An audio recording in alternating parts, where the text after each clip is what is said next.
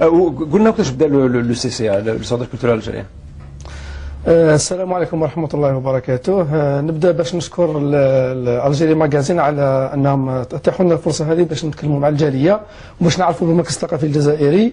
المركز الثقافي الجزائري بدا في 1999.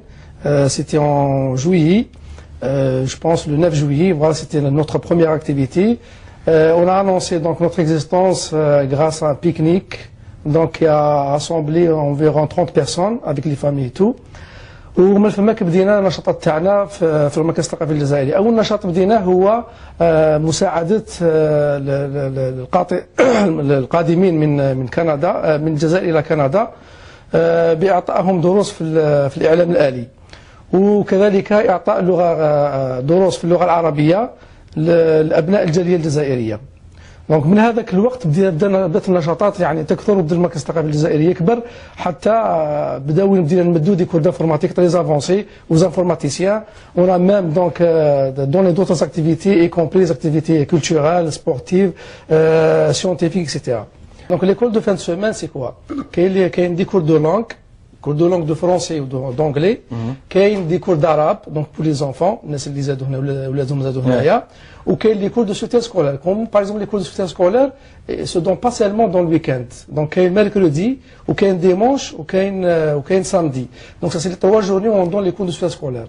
donc les gens qui sont admis c'est entre 10 et 17 ans. donc هذوما les gens اللي يجون باش نعاونوا في المات الفيزيك et tout. donc كاين 3 personnes qui sont disponibles à donner ces cours. En 2000 si je me rappelle bien.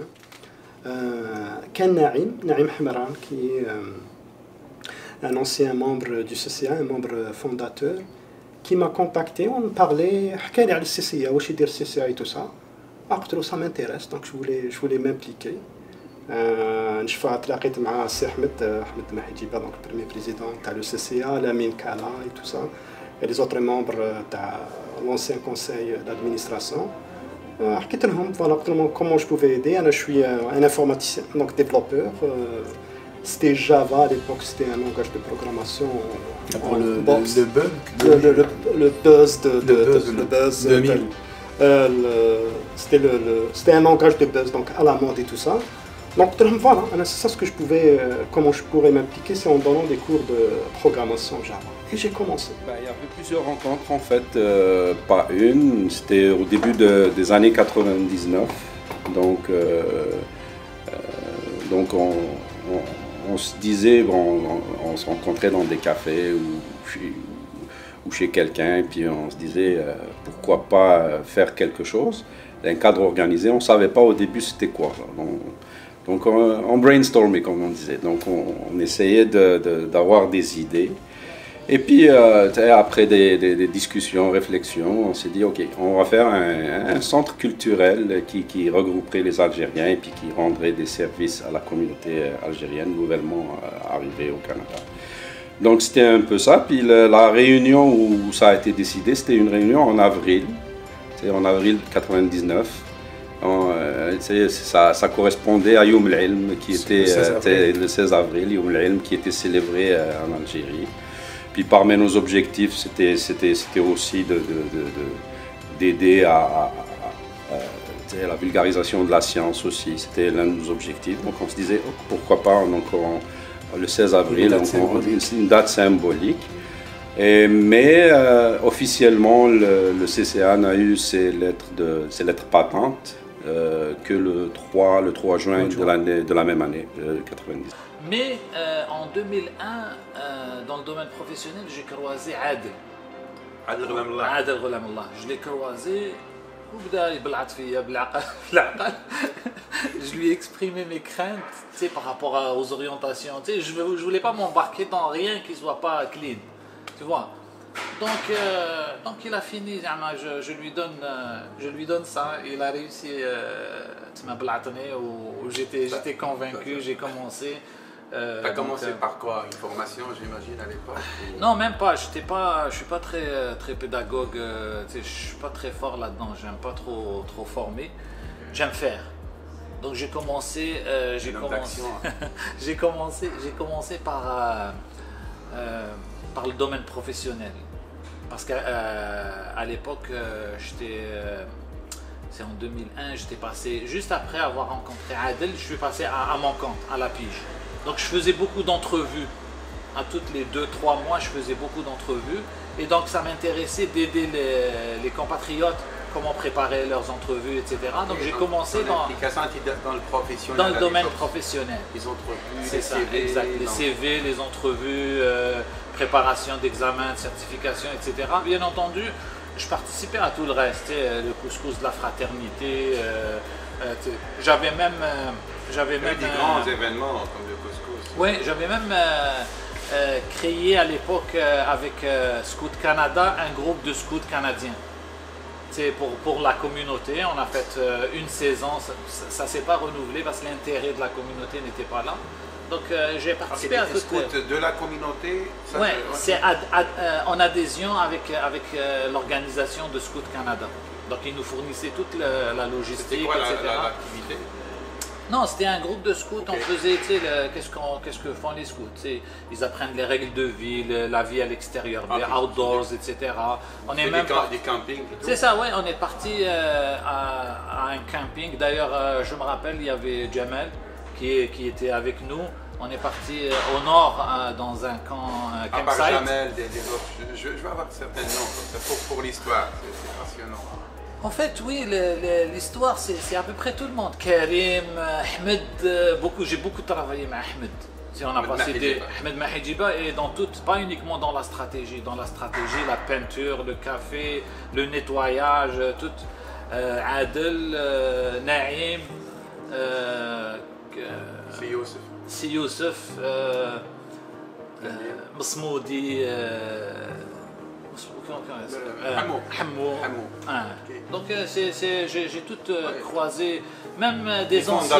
C'est ça, exact. La première vague. Non, moi j'étais pas fondateur. J'étais arrivé après. Les fondateurs, je pense, c'est plus Ahmed, Karim et même je pense il y a un qui était fondateur, mais c'est un ami intime. Kamel Ridouh, qui est en ce moment aux États-Unis. Qu'on salue. Non, c'est ça, exact. Kamel Ridouh, je pense, il était en Californie, il est rendu au Texas. Ok. Est-ce qu'il y a d'autres fondateurs qu'on ne connaît pas? Parce que honnêtement, ça serait plus Ahmed Karim qui. Mais celui-là, je me rappelle, il était vraiment là, son nom. Donc ça a été créé en 99 grâce à un groupe d'Algériens. Parce que dans les années 90, le flux migratoire algérien commence à être très important et le premier souci des immigrants à l'époque, c'était l'emploi. Donc la raison principale, en fait, c'est pas lié directement à la culture, mais beaucoup plus à l'intégration socio-professionnelle des Algériens. Parce que les gens, quand ils viennent, ils commencent à éprouver certaines difficultés en termes d'intégration. Donc nous avons songé à créer le centre et pour fournir des formations. Des formations mises à niveau aux gens qui viennent au Canada et surtout aussi pour les accompagner à trouver un emploi. La création du CCA est venue d'un besoin dans un contexte très particulier. En 1999, la fin des années 90, où il y a eu une forte vague d'immigration au Canada, de la communauté algérienne. Avant la création du CCA, les immigrants qui arrivaient ici au Canada et à Montréal en particulier se rendaient des services les uns les autres et puis avaient quand même des réseaux de connaissances. L'information passait comme ça et puis les gens qui arrivaient ici se faisaient aider par un tel de façon spontanée, bouche à oreille, des trucs comme ça. Donc nous, quand on est arrivé, c'était la même chose. On est passé par les mêmes problèmes que vivaient les immigrants, les nouveaux immigrants. Donc on s'est dit, avec un groupe d'amis, de nouveaux immigrants, on s'est dit pourquoi pas faire une association. On rend des services de toute façon. Un ami nous appelle pour recommander un ami. On le fait de toute façon. Pourquoi on ne le ferait pas dans un cadre organisé qui toucherait beaucoup plus de monde et donc ce serait une véritable institution à travers laquelle on toucherait plus d'immigrants qui arrivent ici et on rendrait plus de services. Donc c'était ça l'idée initiale. Et donc c'est commencé comme ça.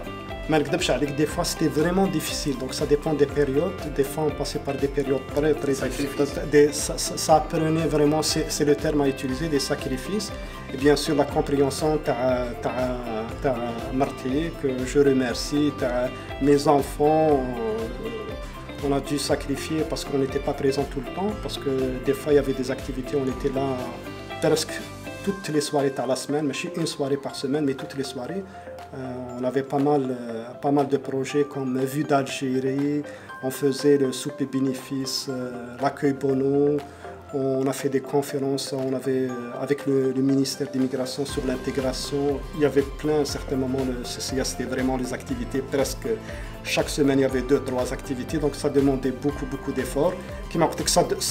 Ça demande, c'est sûr que ça demande un sacrifice, ça demande un engagement. Et ce que je pourrais dire aussi, c'est que des fois les gens connaissent comment ça se fait que certaines personnes ils vont s'engager, d'autres non. C'est que il faudrait واحد يطبع روحه شغل il s'implique. Quand il va s'impliquer, il va trouver la motivation. Ça prenait de l'engagement parce que on voyait ça comme un travail de longue haleine. Donc il fallait que les gens s'engagent à œuvrer pour l'association, dans la continuité bien sûr. Donc l'engagement, c'était quelque chose qui était recherché. Et aussi la confiance. Parce que le contexte des années 90, comme vous devez le savoir, c'était un peu un contexte assez agité en Algérie. Il y avait au sein de la communauté cible beaucoup de méfiance. Et les gens qui venaient en général, ils disaient on est là pour oublier ce qu'on a vécu en Algérie, on est là pour tourner la page, on est là pour s'éloigner un peu de tout ce mouvement qui existait en Algérie. Et puis là, le principal défi, c'était de rétablir cette confiance et de redorer un peu l'image de l'Algérie et des Algériennes. Que ce soit au sein de la communauté elle-même ou au sein de la communauté d'accueil. Donc c'était un peu ça les gros défis de l'association au début. Et puis bien sûr il y avait aussi les problèmes financiers, c'est-à-dire comment le local et tout ça. C'est ça, comment payer le local, on payait de nos poches au début, c'est-à-dire on avait des cotisations. Personnellement, c'est moi qui a donné le premier ordinateur que le CCA a utilisé pour commencer. Donc j'ai ramené mon ordinateur de chez moi, puis je l'ai offert au CCA pour commencer, pour débuter son activité. Le premier défi, c'est l'engagement des bénévoles. Comment essayer de trouver les bénévoles pour continuer la relève et continuer à fournir les services à l'CCA. Et l'autre chose, je pense, c'est que on s'est adapté aux besoins de la communauté. Donc les conférences, quand je fais les conférences, les formations de l'ACCA à travers le temps, ils ont évolué à travers le temps. Un exemple, j'étais pas mal impliqué au niveau des formations, on donnait beaucoup de formations techniques, mais à un certain moment on a changé, on est devenu plus des formations un peu moins techniques, on était plus l'informatique, donc on est allé voir les domaines de génie civil, dessin assisté par ordinateur, développement personnel, gestion de projet, donc on s'est adapté selon les besoins de l'ECCA. D'un exemple les formations, mais il y a aussi en termes d'activités, de conférences qui touchent les différents thèmes. Premièrement, l'évaluation, je pense que c'est... je ne suis pas le seul à le dire. Les membres de la communauté au Québec, ou même à travers l'Amérique du Nord, d'avoir un organisme qui tient aussi longtemps, sans problème, et qui dure sur le temps, et puis qui livre la marchandise. C'est ça, exact. Et puis son utilité, elle est là. CCA, c'est pas un club social. C'est vraiment, c'est qu'il y a des gens, des familles qui ont trouvé du travail. Il y a des gens qui font grandir leur famille grâce aux activités offertes par le CCA. Définitivement, pour moi, c'est du positif à 1000%. Pour moi, pour résumer, et puis je dirais pas plus, le CCA, durant ces 20 années, incluant ma Ohda, non, il a fait un travail d'État, de gouvernement, sans qu'il ait les moyens d'un gouvernement ou d'un État ou quoi que ce soit. il a fait du travail d'un gouvernement avec tout le professionnalisme, toute l'éthique, toute la démocratie, toute la morale que ça prend. Pour moi, tu sais, on peut, quelqu'un par exemple comme Ahmed qui peut écrire sur le CCA, on peut le transposer, voilà. Un roadmap pour un ministère, par exemple. Un projet qui a réussi, qui a duré, qui a enduré. Exact. Donc c'est notre responsabilité d'avoir un certain engagement civil, un engagement communautaire, au niveau des organismes comme le CCA, mais aussi d'autres organismes. Moi, mon souhait, c'est que l'avenir du CCA s'inscrive dans la pérennité. Il faut que le CCA vive. Continue à vivre, continue à donner des services, continue à aider, continue à améliorer l'image de l'Algérien au sein de la communauté, puis continue à bâtir des liens entre la société d'accueil et la communauté algérienne. C'est sûr que le flambeau va aller aux jeunes, il faut que les jeunes s'impliquent de plus en plus. Nous avons besoin de relève, nous avons besoin de bénévoles qui vont continuer la mission du CCA. Et il faut que le CCA continue à faire ce qu'il fait le mieux, c'est-à-dire bâtir des ponts entre les personnes, bâtir des ponts entre les communautés, servir. Et c'est certain que les défis sont de plus en plus grands pour la deuxième génération et même la troisième génération. Et même les objectifs du CCA doivent évoluer parce que le CCA d'il y a 20 ans, il avait une certaine clientèle. Le CCA d'aujourd'hui a un autre type de clientèle. Puis dans 15 ou 20 ans, il aura encore un autre type de clientèle. Dans d'autres défis, donc il faut beaucoup d'adaptation. Mon rêve, c'est de voir un jeune, et que je dis jeune, tu sais, ça peut aller, tu sais, on enlève juste ma génération. Tu sais. Et la mienne aussi. non, toi tu es inclus, disons de 45 en bas. Mais plus il est jeune, plus ça me ferait plaisir de voir un jeune prendre le lead, pas comme participant, prendre le lead du CCA parce qu'au fond, la clientèle du CCA, elle est de plus en plus jeune. Il faut que les gens qui leadent le CCA, qui comprennent c'est quoi les besoins, etc. C'est sûr que le CCA a rendu beaucoup de services à la communauté, ne serait-ce que l'aide à la recherche d'emploi, l'orientation pour tout ce qui est devoirs et puis au sein de la communauté. S'intégrer au sein de la communauté, puis connaître c'est quoi les lois du pays, donner des formations de mise à niveau pour les nouveaux arrivants, pour qu'ils puissent intégrer le marché du travail, aider les étudiants à choisir leur domaine de formation pour qu'ils aboutissent au marché de l'emploi. Il y a beaucoup de réalisations. On était comme un pôle de rencontres, de réseautage des familles, des individus. Mais pour moi, la principale réalisation du CCA, symboliquement, c'était d'être resté ouvert 7 jours semaine, toute l'année, pendant 20 ans. Pour moi, c'est ça la plus grande réalisation du CCA. Et pour arriver à ça, ça prend beaucoup d'engagement, beaucoup de sacrifices. Et je pense que ça, c'est pas mesurable. C'est la première association d'ailleurs dans toutes les communautés culturelles à Montréal qui a initié une activité extraordinaire, ce qu'on appelle le couscous de la fraternité algéro-québécoise. C'est une activité, c'est du couscous qui est préparé par des familles algériennes et nous offrons ça son domicile fixe. C'est vraiment la frange pauvre de la société canadienne. C'est à peu près 500 repas. Donc on l'offre donc à ces gens-là. Et cet événement est donc couvert donc, par les médias locaux, etc. Ce qui pousse les gens c'est-à-dire le message qu'on veut passer à travers cette activité, c'est nous sommes là pas seulement pour prendre, mais aussi pour donner. Après l'implication TAI, je suis devenu responsable dans le comité de communication et on a créé à l'époque le journal L'Élan. Donc c'était un des rares journaux communautaires, L'Élan.